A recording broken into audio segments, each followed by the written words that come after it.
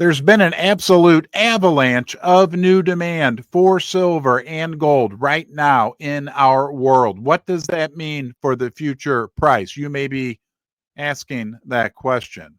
But what if you and I were having coffee and I told you about someone that we both know who's regarded as being a financial guru? Maybe my Uncle Warren Buffett, or my Uncle Bill Gates, or my Uncle Jeff Bezos, or any other financial guru that you want to think of. What if we're having coffee and I told you, hey, my uncle told me something that he's buying? Wouldn't your ears perk up?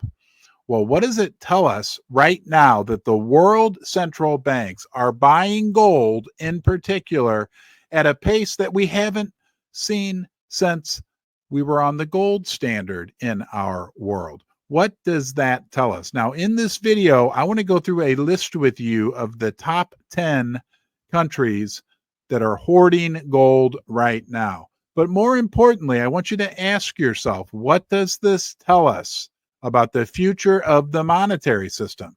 What does it tell us when the world central banks, okay, they are the most sophisticated financial institutions in the world. They run the world economic system, the world monetary system.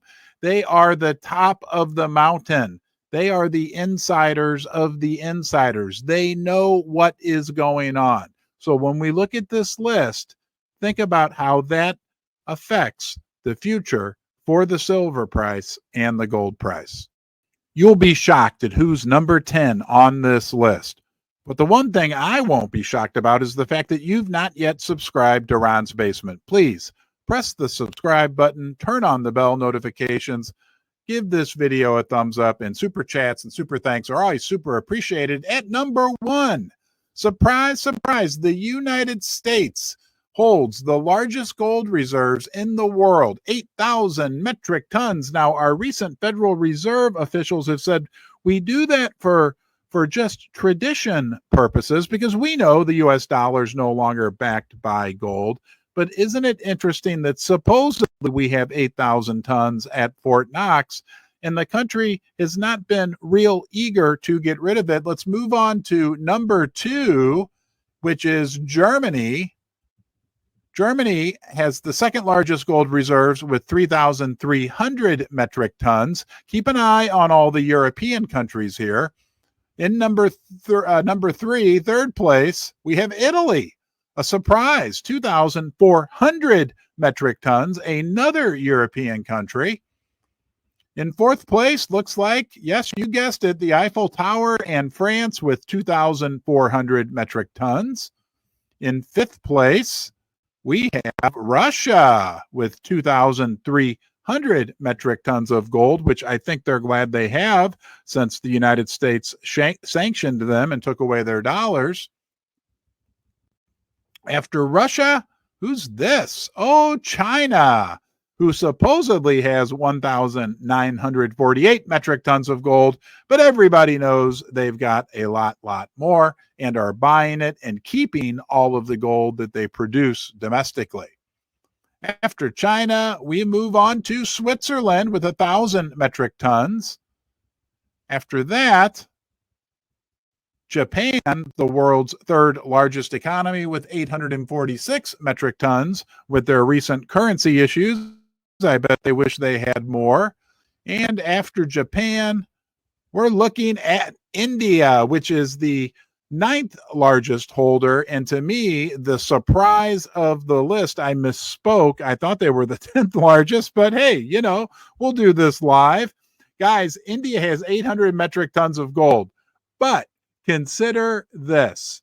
It's estimated conservatively that Indian households, on top of that 800 metric tons, Indian households have 25,000 metric tons of gold.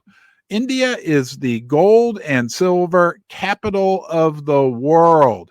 Indian women buy gold jewelry as an investment. Indian families pass gold down from generation to generation.